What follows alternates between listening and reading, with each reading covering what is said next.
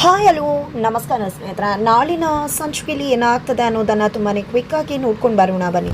ಇಲ್ಲಿ ತಾಂಡವ್ ಭಾಗ್ಯ ಬಳಿ ಕ್ಷಮೆ ಕೇಳೋಕೆ ಅಂತ ಬಂದು ಭಾಗ್ಯ ಕ್ಷಮಿಸೋ ತನಕ ನಾನು ಬದಲಾಗಿದ್ದೀನಿ ಅಂತ ಇಡೀ ಮನೆಯವರು ನಂಬೋ ತನಕ ನಾನು ಇಲ್ಲಿಂದ ಕದಲೋದಿಲ್ಲ ಅಂತ ಹೇಳಿ ಇಡೀ ರಾತ್ರಿ ಪೂರ್ತಿ ಚಳಿಯಲ್ಲಿ ಭಾಗ್ಯ ಮನೆ ಮುಂದೆನೇ ಮಲ್ಕೊಂಡಿದ್ದಾರೆ.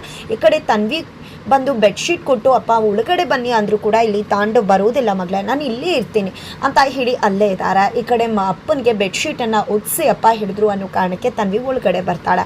ತನ್ವಿ ಬೆಳಗ್ಗೆ ಆಗ್ತಿದ್ದಾಗೆ ಎದ್ದಿದ್ದೆ, ಅಮ್ಮ ತಿಂಡಿ ಮಾಡಿರೋದನ್ನು ಅಪ್ಪನಿಗೆ ತೊಗೊಂಡು ಹೋಗ್ತೀನಿ ಅಂತ ಹೇಳಿ ಇಲ್ಲಿ ಅಪ್ಪನಿಗೋಸ್ಕರ ತಟ್ಟೆಗೆ ತಿಂಡಿ ಹಾಕ್ಕೊಂಡು ಹೊರಗಡೆ ತೊಗೊಂಡು ಬರ್ತಾಳೆ. ಅಪ್ಪ ಕೂಡ ಕುತ್ಕೊಂಡಿರ್ತಾರೆ. ಅಪ್ಪನ ಹತ್ರ ಮಾತಾಡಿದ್ದೆ, ಅಪ್ಪ ತೊಗೊಳ್ಳಿ ಅಪ್ಪ ನಾನೇ ತಿಂಡಿ ತಿನ್ನಿಸ್ತೀನಿ ಅಂತ ಹೇಳಿ ಭಾಗ್ಯ ಮಾಡಿರೋ ತಿಂಡಿಯನ್ನು ತಿನ್ನಿಸ್ತಿದ್ದಾಳೆ ತನ್ವಿ. ಈ ಕಡೆ ತುಂಬಾ ದಿನಗಳ ನಂತರ ಭಾಗ್ಯ ಕೈ ರುಚಿಯನ್ನ ತಂತಿದ್ದಾರೆ. ತಾಂಡವ್ ನಿಜಕ್ಕೂ ಎಂಥ ಒಂದು ಊಟ ತಿಂದು ಎಷ್ಟು ದಿನಗಳಾದವು ಅಂತ ತಾಂಡವ್ಗೆ ಅನ್ನಿಸ್ತದೆ. ಜೊತೆಗೆ ರಾತ್ರಿ ಪೂರ್ತಿ ಹೊಟ್ಟೆ ಹಸ್ಕೊಂಡೇ ಇದ್ರು, ನಿಜಕ್ಕೂ ಊಟನೇ ಮಾಡಿಲ್ಲ ಅಂಥದ್ರಲ್ಲಿ ಹೊಟ್ಟೆ ತುಂಬ ಊಟ ಹಾಕಿರೋ ಭಾಗ್ಯಗೆ ಒಳ್ಳೇದಾಗಲಿ ಅಂತ ಕೂಡ ತಾಂಡವ್ ಬಯಸ್ತಿದ್ದಾರೆ. ಇಷ್ಟೇ ಕೋಪ ಇದ್ರು ನನಗೆ ಊಟ ಕೊಟ್ಲಲ್ವಾ ಅಂತ ಕೂಡ ತಾಂಡವ್ ಅನ್ಕೋತಿದ್ದಾರೆ. ಈ ಕಡೆ ತಾಂಡವ್ಗೆ ತನ್ವಿ ತಾನೇ ಕೈಯಾರೆ ತುತ್ತನ್ನ ಕೊಡಬೇಕಾದ್ರೆ ಅಲ್ಲಿಗೆ ಶ್ರೇಷ್ಠ ಬಂದು ತಟ್ಟೆನೇ ಎರಚಿಬಿಡ್ತಾಳೆ. ಏನು ಅನ್ಕೊಂಡಿದ್ರ, ನನ್ನ ಗಂಡನ ಭಿಕ್ಷುಕ ಅಂತ ಅನ್ಕೊಂಡಿದ್ರ?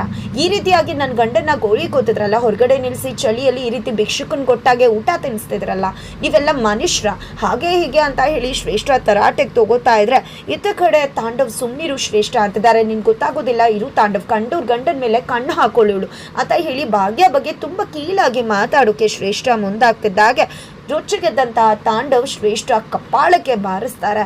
ಇತ್ತ ಕಡೆ ತನ್ವಿ ತುಂಬಾನೇ ಖುಷಿ ಪಡ್ತಿದ್ದಾರೆ. ಈ ಕಡೆ ಸುನಂದ್ ಅವರು ಕೂಡ ನನ್ನ ಅಳಿಯ ಬದಲಾಗಿದ್ದಾನೆ ಅಂತ ಖುಷಿ ಪಡ್ತಿದ್ರೆ ಇದು ನ್ಯಾಮ್ ನಾಟಕನೂ ಅಂತ ಕುಸುಮ ಅವ್ರು ಅನ್ಕೋತಿದ್ದಾರೆ. ಈ ಕಡೆ ಭಾಗ್ಯಗೆ ಏನು ಮಾಡಬೇಕು ಅಂತ ಗೊತ್ತಾಗ್ತಿಲ್ಲ. ಹಾಗಿದ್ರೆ ಏನಾಗುತ್ತೆ ಮುಂದೆ ತಿಳ್ಕೋಬೇಕು ಅಂದರೆ ಮುಂದೆ ನಾವು ವಿಡಿಯೋಗೆ ವೇಟ್ ಮಾಡೋದನ್ನು ಮರಿಬೇಕು.